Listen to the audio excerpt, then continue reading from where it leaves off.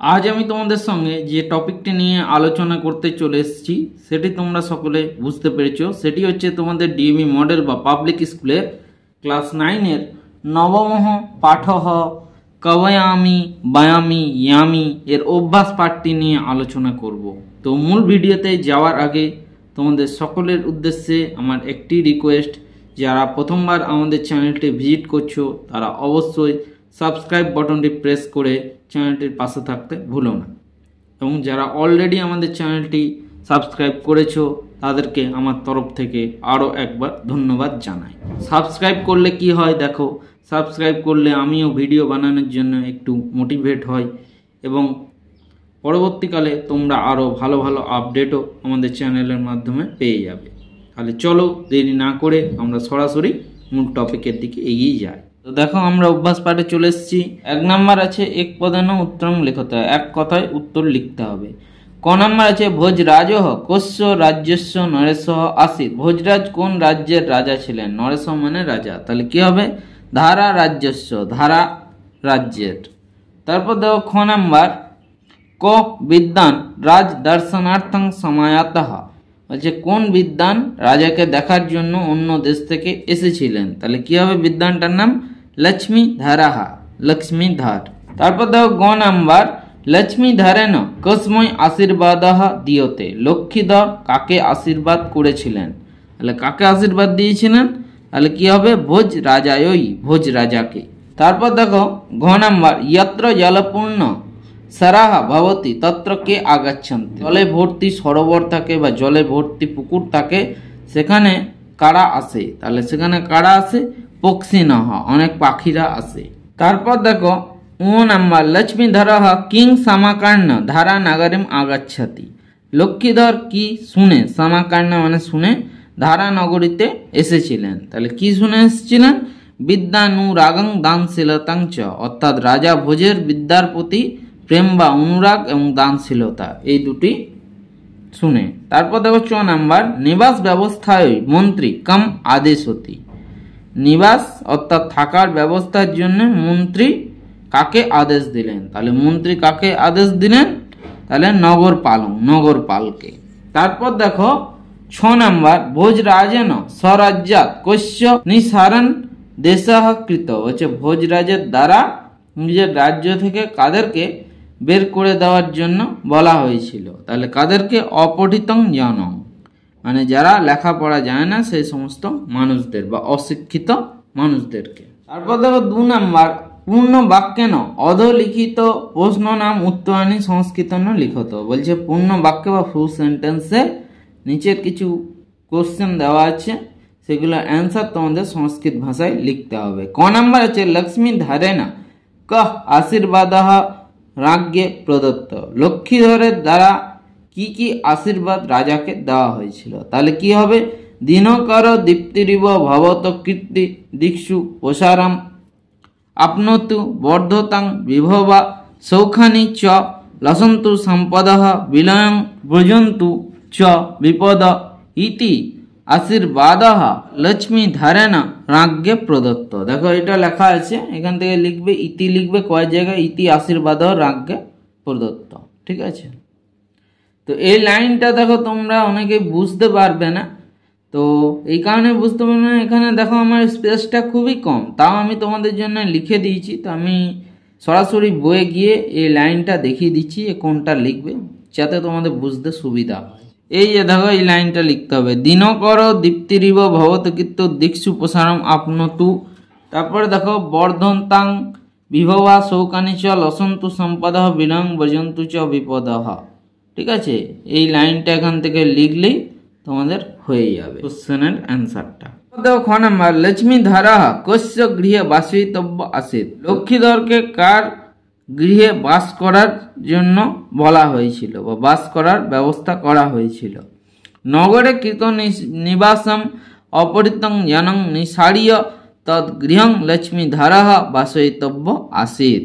বলছেন নগরে যারা বাস করে অশিক্ষিত মানুষ, তাদেরকে বার করে তাদের ঘরে লক্ষ্মীধরের বাস করার ব্যবস্থা করার জন্য বলা হয়েছিল। তারপর দেখো গ নাম্বার তন্তু বায়হ কেন জীবিকাম অর্জয়তি স্ম। বলছে তন্তুবাই অর্থাৎ সেই তাঁতি কিসের মাধ্যমে জীবিকা নির্বাহ করতো বা কিসের মাধ্যমে সংসার চালাতো।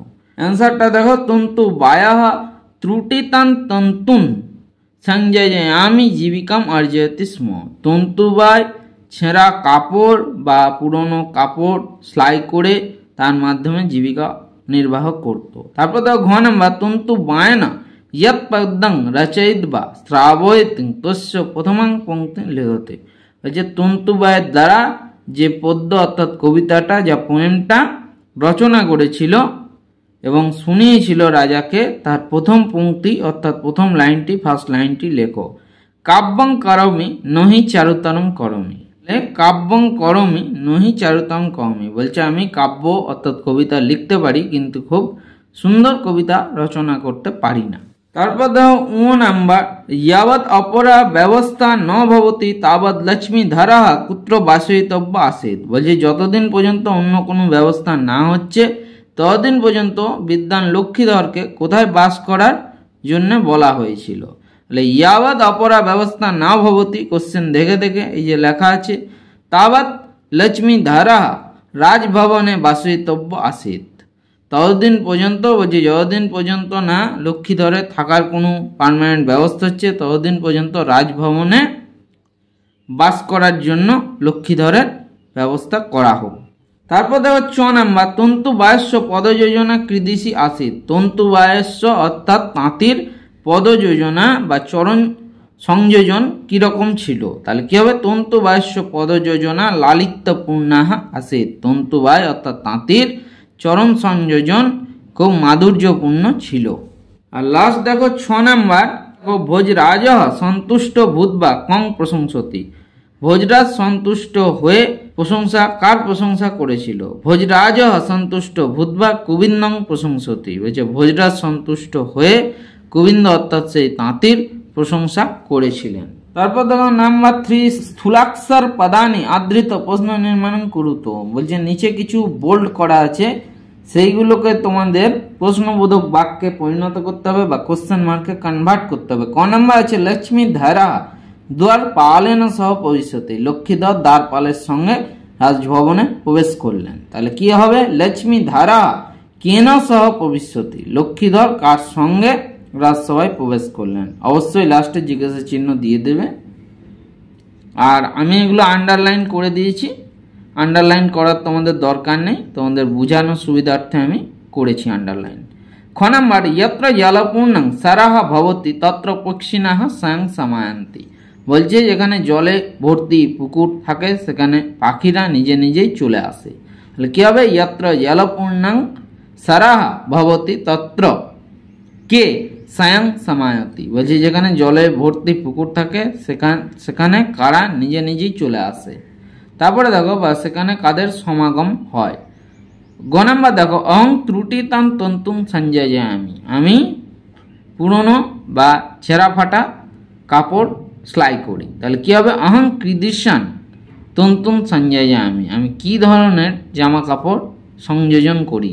তারপর দেখো ঘ নাম্বার, তন্তু বায়ন গুরুকুলে শিক্ষা গৃহীতা। তন্তু বায়ের গুরুকুলে শিক্ষা হয়েছিল। তা তন্তু বায়ন কুত্র শিক্ষা গৃহীতা। তন্তু বায়ের কোথায় শিক্ষা হয়েছিল আর কোথায় শিক্ষা গ্রহণ করেছিল।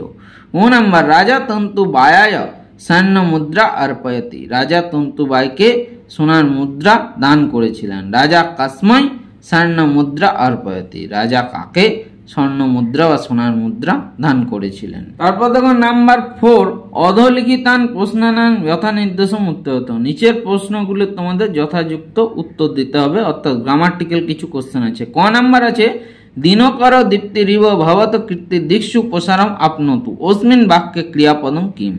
বলছে সূর্যের দীপ্তির মতো আপনারও যশ বা কীর্তি দিকে দিকে প্রসারিত হোক। এই বাক্যের মধ্যে বা এই সেন্টেন্সটার মধ্যে ক্রিয়াপদ অর্থাৎ ভার্ব কোনটা আছে, তাহলে কোনটা, আপনতু।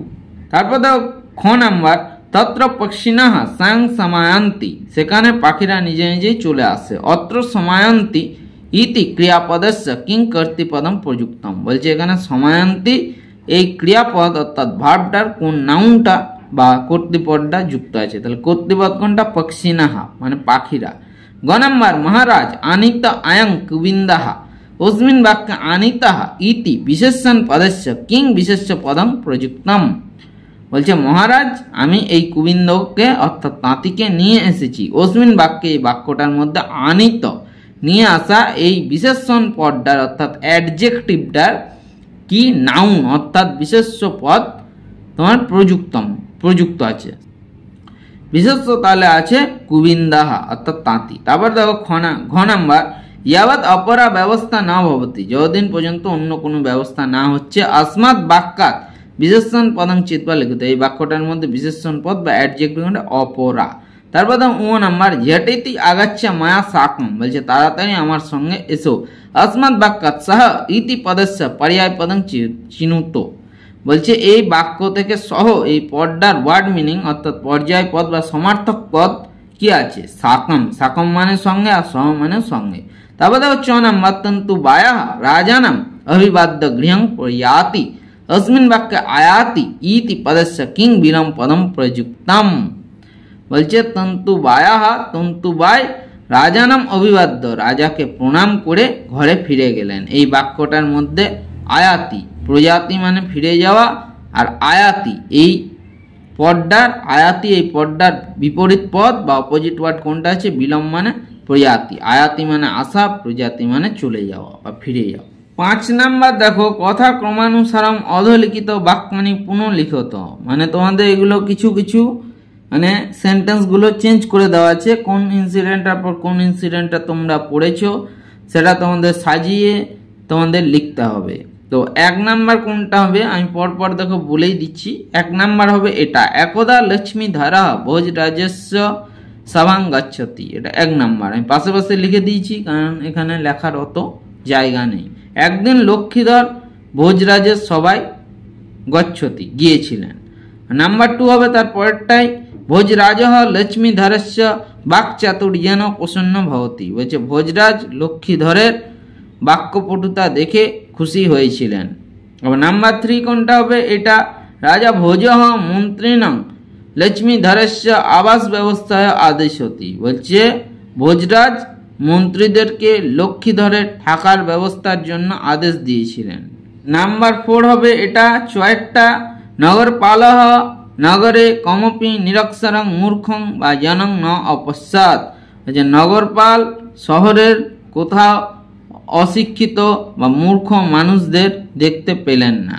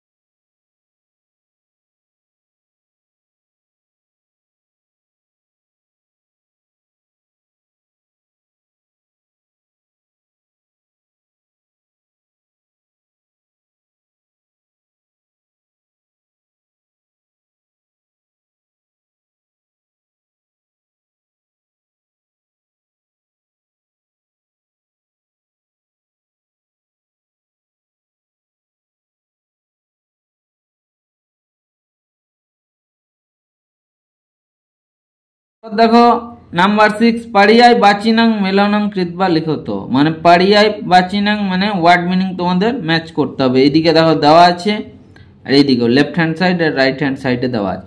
ক নাম্বার আছে আমাত্তাহা। আমাত্তা মানে কি? মন্ত্রী। আমি লিখেও দিয়েছি দেখো এখানেও আছে দেখে নেবে মন্ত্রী।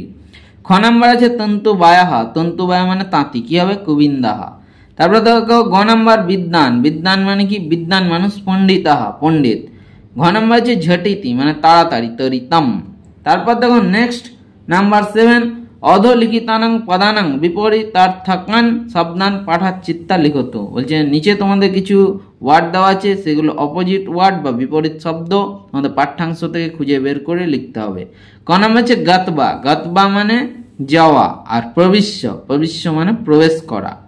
তারপর দেখো খ নাম্বার মূর্খ। মূর্খ মানে হচ্ছে মূর্খ লোক, আর বিদ্বান, বিদ্বান মানে বিদ্বান। গ নাম্বার দেখো নিরক্ষরাহা মানে যারা অশিক্ষিত মানুষ, আর পঠিত মানে যারা শিক্ষিত মানুষ। ঘ নাম্বার দেখো নিষ্ক্রম্য। নিষ্ক্রম্য মানে রাজসভা থেকে বা কোথাও থেকে বেরিয়ে যাওয়া, এখানে প্রবিশ্য, প্রবিশ্য মানে আবার পুনরায় প্রবেশ করা। তারপর দেখো ও নাম্বার সম্পদাহা। সম্পদাহা মানে সম্পদ, আর বিপদাহা মানে হচ্ছে বিপদ। 8 নাম্বার দেখো অধস্থান দত্তানি বাক্যানি কেন কং প্রতি উক্তানি। বলছে নিচে কিছু তোমাদের সেন্টেন্স দেওয়া আছে বা বাক্য দেওয়া আছে, সেইগুলো কে বলেছে এবং কার উদ্দেশ্যে বলা হয়েছে সেটা লিখতে হবে। কেন মানে কার দ্বারা বলা হয়েছিল, আর কম মানে কাকে বলা হয়েছিল, মানে কে বলেছিল, কার উদ্দেশ্যে বলেছিল। ক নাম্বার আছে মমৈত্যাৎ সৌভাগ্যং ইয়ৎ ভবাদৃশাঃ বিদ্যাংশ মম পণ্ডিত পরিষদং বিভূষ এউ। তাহলে কি বলছে, আমার এটাই সৌভাগ্য যে আপনার মতো বিদ্বান আমার পণ্ডিত পরিষদের মধ্যে, পণ্ডিতদের মধ্যে বা পণ্ডিত সভার মধ্যে সভা অলঙ্কৃত করছে। তাহলে কেন কার দ্বারা বলা হয়েছিল, এটা ভোজরাজেন মানে ভোজরাজ বলেছিল। কম কাকে উদ্দেশ্য করে বলছে, লক্ষ্মী ধারম মানে লক্ষ্মীধরকে বলেছিল। তারপর দেখো খ নাম্বার অভিবাদয়ে ভবন্তাম, আপনাকে অনেক অনেক অভিবাদন মানে ধন্যবাদ জানায়। দিনকর দীপ্তিরিব ভবত কীর্তি দিক্ষু প্রসারম আপনতি। বলছে সূর্যের দীপ্তির মতো আপনার যশ দিকে দিকে প্রসারিত হোক। এটা কে বলেছিল, লক্ষ্মী ধারেন মানে লক্ষ্মীধর বলেছিল। কাকে বলেছিল, ভোজরাজম ভোজরাজাকে। তারপর দেখো গ নাম্বার রাজন যত্র জলপূর্ণং সরাহা ভবতি তত্র পক্ষিণাঃ স্বয়ং সমায়ন্তি। বলছে হে রাজা, হে মহারাজ, যেখানে জলে ভর্তি পুকুর থাকে সেখানে পাখিরা নিজে নিজেই চলে আসে। এটা কে বলেছিল, লক্ষ্মী ধারেন লক্ষ্মীধর দ্বারা বলা হয়েছিল। কাকে বলা হয়েছিল, ভোজরাজম ভোজরাজকে। তারপর দেখো ঘ নাম্বার সমস্ত নগরে ভ্রান্তা কমপি নিরক্ষরং মূর্খং বা জনম ন অবশ্যম। হচ্ছে সমস্ত নগরে ঘুরে কোনো অশিক্ষিত বা মূর্খ লোককে দেখতে পেলাম না। এটা কে বলেছিল, নগরপালেন নগরপালের দ্বারা বলা হয়েছিল। কাকে বলেছিল, ভোজরাজম ভোজরাজাকে। তারপর দেখো ও নাম্বার তং ভূয়ঃ নগরং ইয়াহি, তুমি আবার নগরে যাও। তাহলে এটা কে বলেছিল, ভোজরাজেন। কাকে বলেছিল, নগরপালম। আর নগরপালম যেখানেই লিখবে হসন্ত দিয়ে দেবে প্রত্যেকটাই। তারপর দেখো চ নাম্বার মহাশয় অহং ত্রুটিতান তন্তুং সংযায়ামি। ওহে রাজা, আমি ছেঁড়া কাপড় সেলাই করি বা আমি পুরনো কাপড় সেলাই করি। তাহলে কি কার দ্বারা বলা হয়েছিল, এটা কে বলেছিল, তন্তু বায়ন। কাকে বলেছিল, নগরপালম। তারপর দেখো ছ নাম্বার আম মায়া গুরুকুলে শিক্ষা গৃহীতা। হ্যাঁ, আমি গুরুকুলে শিক্ষা গ্রহণ করেছি। তাহলে এটা কে বলেছিল, তন্তু বায়ন তন্তুবাই বলেছিল। কাকে বলেছিল, নগরপালম নগরপালকে। তা দেখো বর্গীর জন্ম রাজা ভোজঃ আত্মানং ধন্যং মন্যতে। রাজা ভোজ নিজেকে ধন্য মনে করেছিলেন। কে বলেছিলেন, ভোজরাজেন। কাকে বলেছিলেন, তন্তুবায়ং তন্তুবাইকে। তারপর দেখো ঝ নাম্বার দস্য মই দস্য, দয়া করুন আমার প্রতি দয়া করুন। এটা কে বলেছিল, তন্তুবায়ন। কাকে বলেছিল, নগরপালম নগরপালকে। তারপর দেখো ইয় নাম্বার নগরপালং সমাহুয় আদিশ্য তাম, নগরপালকে ডেকে আদেশ দিলেন। এটা কে বলেছিলেন, ভোজরাজেন। কাকে বলেছিলেন, মন্ত্রীন মন্ত্রীর উদ্দেশ্যে। তো এখানেই তোমাদের কবয়ামি বয়ামি ইয়ামি নবম অভ্যাস পাঠটি সমাপ্ত হলো। ভিডিওটি ধৈর্য ধরে দেখার জন্য তোমাদের সকলকে আমার তরফ থেকে আরও একবার অসংখ্য ধন্যবাদ জানাই।